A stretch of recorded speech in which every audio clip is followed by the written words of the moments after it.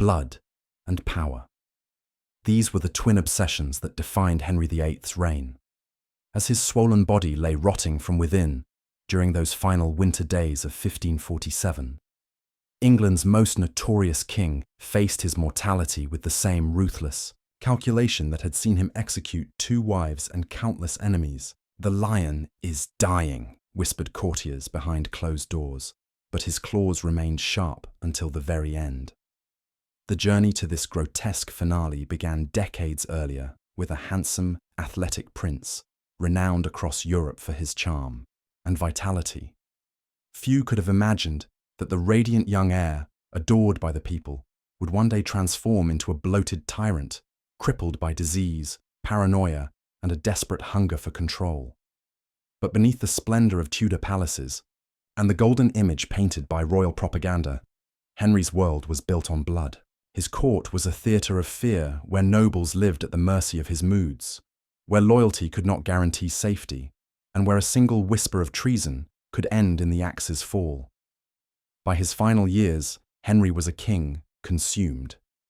His once powerful frame now grotesquely enlarged, ulcers eating through his flesh, the stench of decay following him wherever he went. Yet even as death circled, he clung to power with a ferocity that terrified his subjects and haunted his enemies. In these last days, the question was not only how Henry VIII would die, but what his death would unleash upon England. For a kingdom built on fear, betrayal, and ruthless ambition does not simply fade into silence when its master falls. Instead, it trembles on the edge of chaos, waiting for the final breath of the man who had ruled it with iron and blood. And so, the story of Henry's end is not just about a dying king. It is the story of power pushed to its most grotesque extremes, of a reign that began with hope and ended in terror, and of a legacy that would forever stain the crown of England. This is the terrifying tale of Henry VIII's final days. The story of Henry VIII's terrifying final days cannot be understood without first returning to the dazzling beginnings of his reign.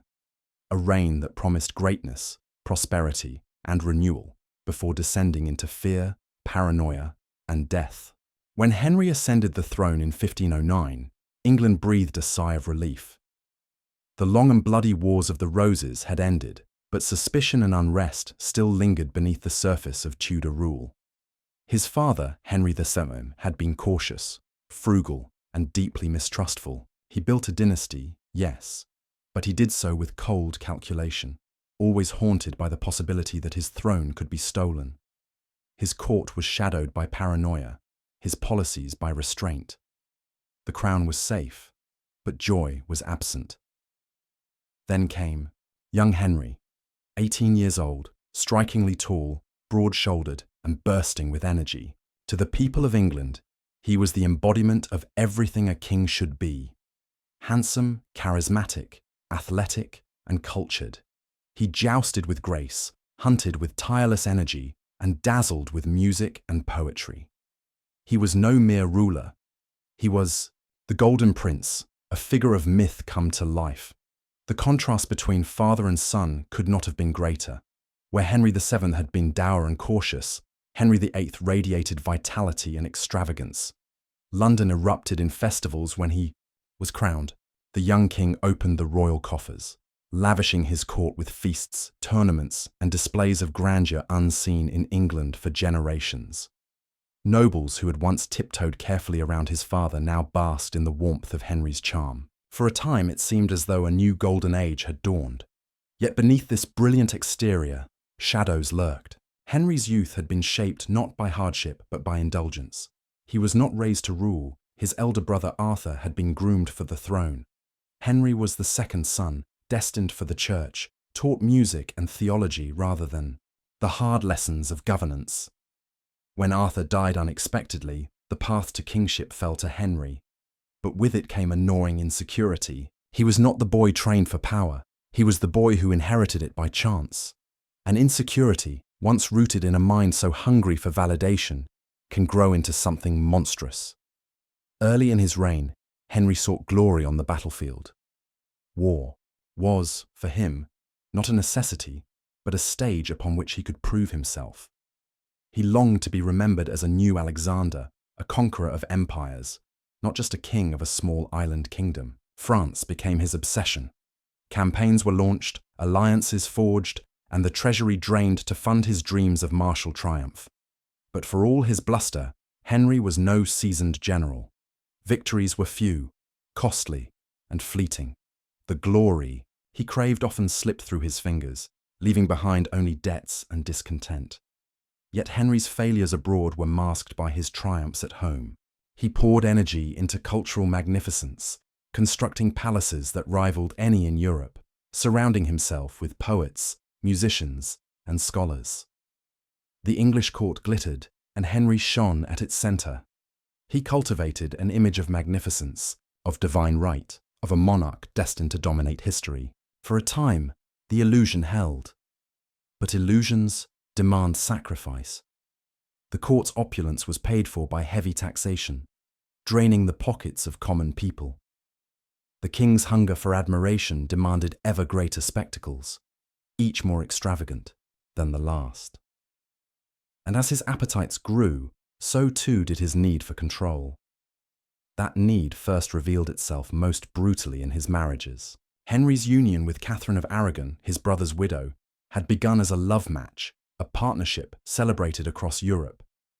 But years passed, and the one thing Catherine could not give him, a living male heir, became an obsession that consumed him. In a world where dynasties rose and fell on bloodlines, Henry saw the lack of a son as not merely a personal disappointment, but a threat to the survival of the Tudor name.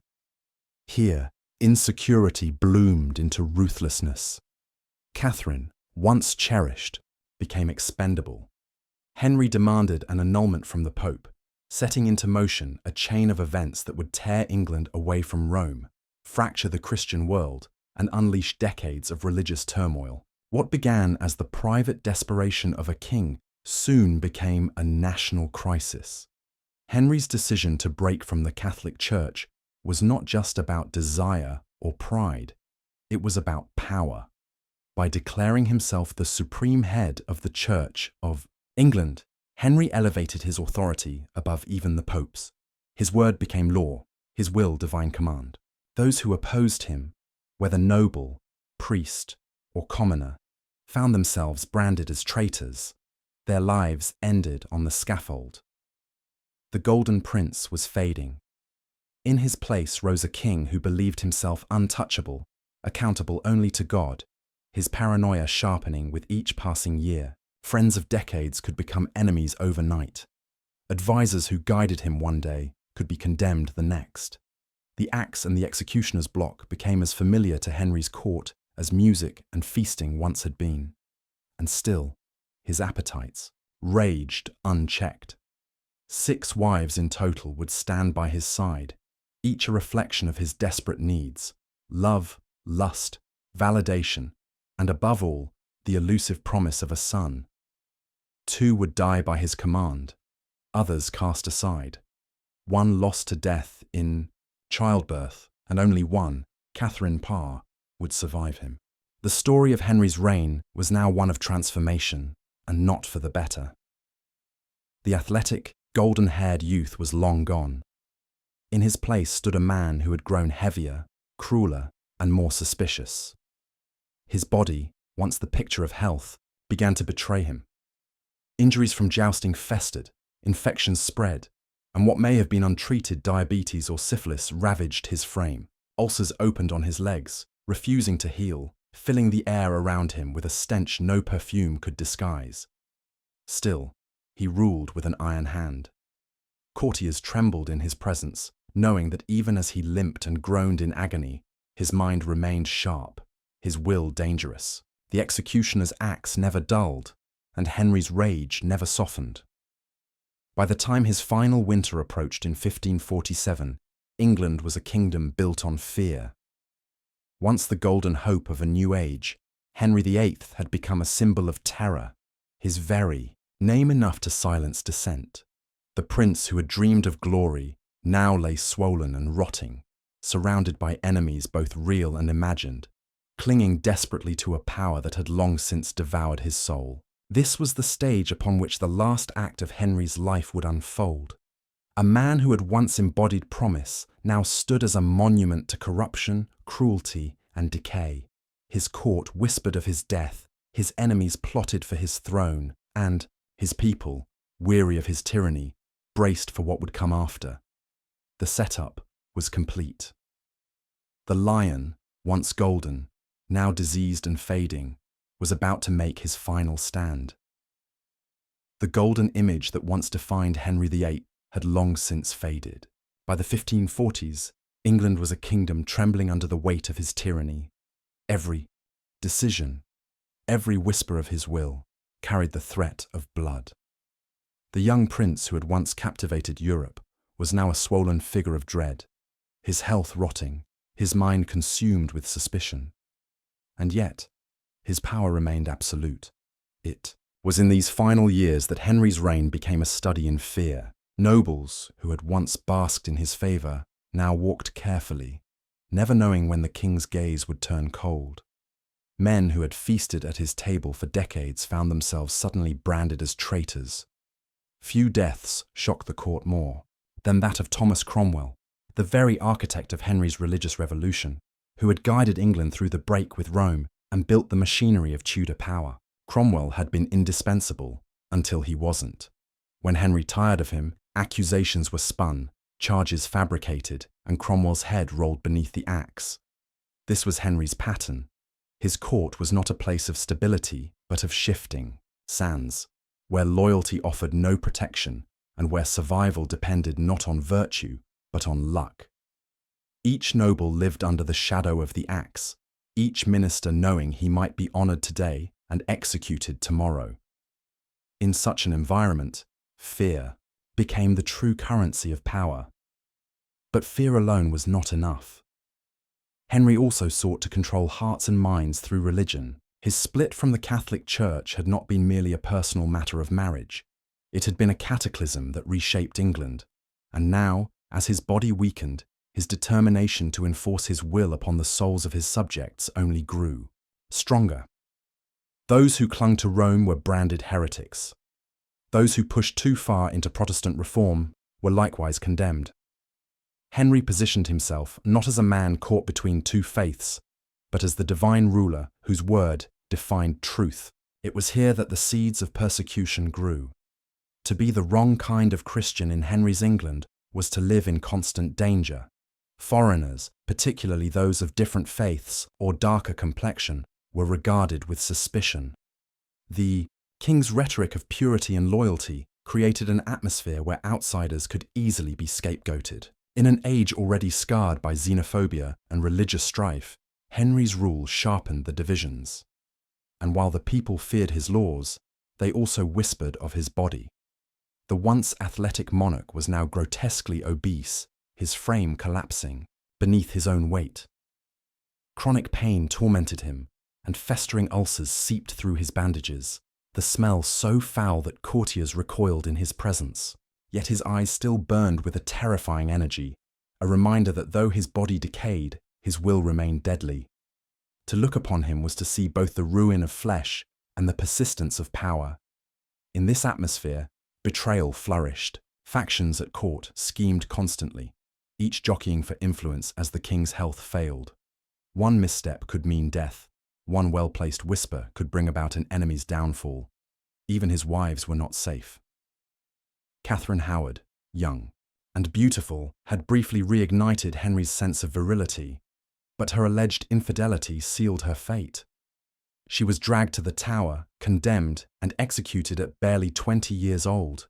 Her death was not just the fall of a queen, but a spectacle meant to remind all of England that no one, no matter how close to the king, was beyond his wrath. By now, Henry's cruelty had become inseparable from his reign. Executions filled the streets. The Tower of London overflowed with prisoners, and the people learned to fear silence as much as words, for silence meant disapproval, and disapproval meant death. As winter after winter passed, his body swelled further, his pain deepened, but his need for dominance never waned. He ordered vast palaces built even as he lay unable to walk without aid. He demanded loyalty even as his kingdom whispered of his decline. And always there lingered the question, what would happen when he died? The factions at court sharpened their knives. Protestant reformers plotted against Catholic loyalists. Nobles eyed each other with suspicion, each calculating who might control the young Prince Edward, Henry's fragile heir. The king's death would not bring peace, it would ignite chaos. Everyone knew it, everyone feared it. The rising storm of paranoia, religious division, and political scheming swirled ever tighter around Henry's failing body, and in those corridors of power, every whisper grew louder, every betrayal more dangerous, as England braced for the end of its most terrifying monarch. The winter of 1547 wrapped Whitehall Palace in a suffocating gloom. But the deepest darkness was not outside in the icy fog rolling off the Thames. It was within the royal chambers, where Henry VIII, once the embodiment of vigour and majesty, now lay rotting in his own skin. The once athletic prince who had dazzled Europe with tournaments, hunts and diplomacy had become a grotesque figure, bloated by years of gluttony and plagued by festering ulcers that emitted a stench so foul that servants gagged when they entered. His presence, yet no one dared show disgust, for Henry's wrath was still lethal.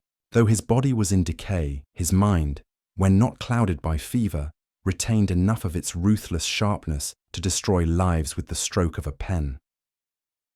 The courtiers who crept into his chamber did so with forced reverence, bowing low, speaking in tones of rehearsed devotion, even as they exchanged sidelong glances of horror and dread. They feared his temper more than his disease. Death itself hovered in the room, and yet to mention it in his presence was treason. Physicians, priests, and attendants alike were forced into an impossible theatre, assuring the king of recovery, feeding him false hope while quietly preparing for the inevitable. The irony was cruel. The man who had commanded England's break with Rome executed wives and ministers without hesitation, and bent an entire nation to his will, now could not command his own body to obey him. His chest rattled with phlegm, his legs were bound in foul rags soaked with pus, and each step he attempted was an agony that left him trembling with rage. And still, in the midst of his torment, he clung to power like a drowning man clutches. Driftwood. No document was too small, no suspicion too minor to escape his paranoid scrutiny. In the depths of night, when others thought him too weak to act, he demanded parchment, quills, and seals, ordering the arrests of those who dared whisper of the future. To the court, his dying chamber became less a place of healing and more a dungeon of fear, where the king's will lashed out blindly, ensuring that no one forgot his claws remained sharp even as the lion lay dying. What made these final days most terrifying was not only Henry's physical decline, but the sheer unpredictability of his wrath. Courtiers hovered like vultures around his throne, each calculating how the kingdom might be carved once the crown passed to the boy Prince Edward. Yet none dared show impatience. Henry could smell ambition like blood in the air, and he lashed out with the fury of a cornered beast. Nobles who thought themselves secure found their names inked onto death warrants by a hand trembling with fever but steady in cruelty. Men who had served faithfully for decades discovered themselves condemned overnight, their loyalty dismissed as lies, their families left ruined. London's scaffold echoed with the dull thud of axes, and the Tower of London groaned with prisoners who had committed no crime greater than existing too close to power in a dying king's court. Even old friends, those who had shared banquets and hunts in his youth, were not spared. Henry's paranoia consumed memory itself, reducing comradeship to dust. Each new execution was not just punishment, but performance, a ghastly spectacle, to remind the realm that though the king's body stank of decay, his authority was not yet buried. Whispers of Catherine Howard's beheading still haunted the palace, a warning that proximity to Henry could turn to death in an instant. His last wife, Catherine Parr, walked the corridors with a mask of composure but lived in perpetual terror, knowing that one careless word could see her follow her predecessors to the block. For all his weakness, Henry ruled by terror more absolutely, in his deathbed days, than he had in his prime. To look into his eyes was to see a man who feared the abyss yawning before him, and who sought to drag others down to it so he would not descend alone. His court became a theatre of masks, every smile rehearsed, every bow exaggerated, every word tested before being spoken, for the wrong syllable might condemn its speaker. No one could predict which face of the king they would meet: the delirious, tyrant muttering to ghosts, or the calculating monarch who, with chilling lucidity, plotted the destruction of those who displeased him. The palace became a house of whispers, the silence punctuated by distant cries from the tower, the smell of burning torches in the cold halls, and the dreadful awareness that all of England's fate balanced on the breath of a dying tyrant. At last, the theatre could not be sustained. The physicians whispered to one another in corners, pale with fear, but it was Sir Anthony Denny, chief gentleman of the King's Chamber, who at last summoned the courage to speak the unspeakable. On January 27th, 1547, as Henry gasped upon his pillows, Denny knelt and told him that he was nearing the end, that no mortal remedy could save him, and that he must prepare his soul. For a heartbeat, those in the chamber braced for the roar of fury that had silenced so many before, but no roar came. Henry, the terror of Europe, closed his eyes and asked for a priest. In that moment, the man who had proclaimed himself God's chosen, who had destroyed monasteries and torn a nation from Rome, sought absolution. He received communion with trembling hands, though whether out of faith or fear, none could say. Through that long winter night, the king's body heaved and rattled, his attendants watching in frozen silence as the man who had loomed over their lives shrank into weakness. At dawn, on January 28th, the lion finally lay still. His death was not a moment of triumph but of unease. His swollen corpse was sealed into a coffin, yet even in death his body rebelled. Legend tells that on the journey to Windsor, his coffin burst, leaking foulness that dogs licked from the church floor, as though divine justice had mocked the once great king. To his subjects, Henry had been both glory and terror, and his passing did not free them from his grasp. Instead, his legacy poisoned the future, for he left behind a fragile boy king, a fractured church, and a court addicted to blood. Those who stood around his deathbed did not weep in love, but shivered in fear, knowing that the kingdom he left was one steeped in suspicion and cruelty. And thus ended the reign of Henry VIII, not with the dignity of a monarch, but with the grotesque spectacle of a tyrant who carried his cruelty to the grave. His claws had finally unclenched, but the wounds they left would shape England for generations. When the sun rose on January 28, 1547, England awoke to a new world. Henry VIII, the man who had once embodied the hope of a golden age and later the terror of unchecked power, was gone. Yet death did not silence his presence. It lingered in the palaces he built, in the churches he shattered, and in the blood that stained the soil of his kingdom. The courtiers who had once cowered before him now stood with cautious relief, but also with dread. His body, so swollen with decay, was placed in a coffin that strained to contain him. Legend holds that as it was carried through the night to Windsor, the coffin leaked, his rotting remains seeping out onto the stone floor. Dogs were said to have licked the trail, a grotesque image of the ruin that his reign had become. Whether fact or rumour, it captured what many felt, that the once golden prince had died not as a hero, but as a grotesque monument to corruption and fear. Yet even in death, Henry's will reached from the grave. His 9-year-old son, Edward, was proclaimed king, a fragile boy thrust into a maelstrom of politics he could not control. Factions immediately clashed to seize the regency, using the child as a pawn for their own ambitions. Protestants and Catholics sharpened their divisions, each claiming to honour Henry's legacy, each twisting it for power. The bloodshed he began did not end with him, it deepened. The people of England, too, bore his mark. Generations of executions had taught them to fear the crown, to silence dissent, to obey without question. Families torn apart by religious persecution, nobles destroyed by suspicion, commoners taxed into despair, all carried scars that would not fade. For though Henry was gone, the machinery of fear he had built still turned. His 6 wives had been reduced to symbols of his hunger and cruelty. 2 dead by the axe, 1 discarded, 1 lost in childbirth, 1 divorced into obscurity, and 1 who narrowly survived him. Their fates told the story of a king who consumed people as easily as wealth, discarding them when they no longer served his purpose. To England, the image of queens walking toward the scaffold became an indelible reminder of how absolute power could twist even the most intimate of bonds into tools of terror. In the years that followed, Henry's legacy only grew darker. Edward's reign, though brief, deepened the Protestant reforms his father had set in motion. Mary, his daughter by Catherine of Aragon, would later ascend the throne and attempt to drag England back to Rome, her persecutions earning her the name Bloody Mary. Elizabeth, Henry's child by Anne Boleyn, would reign gloriously for decades, but always in the shadow of her father's decisions. The Tudor dynasty was shaped as much by Henry's cruelty as by his ambition, and every monarch after him carried his shadow. What then was the true impact of Henry VIII?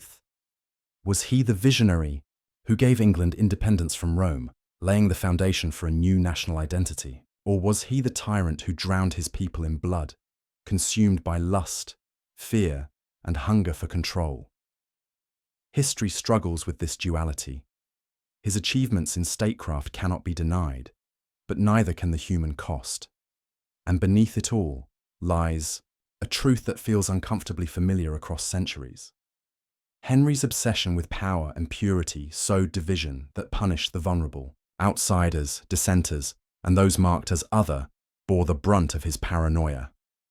His England was a kingdom where belonging was conditional, where survival meant conformity, and where difference could be deadly. In this, Henry's reign offers a chilling lesson.